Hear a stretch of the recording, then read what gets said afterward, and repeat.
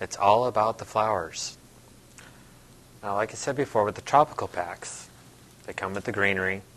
They also come with usually 2 gingers, which are these, and 2 different heliconias, one much larger than the other. This is kind of like a parrot heliconia. Now, with your orchids, which are these, bandas, which come in purples and like a gold. Your dendrobiums, which come in pinks, purples, whites, greens, and this is Bombay. And these are called penny orchids. They also come in a lighter yellow. Now, depending on if this is a male or a female, it will really dictate which color you want to use. Same with the lilies here. I've chosen the darker lilies for more of a masculine kind of a look. I also chose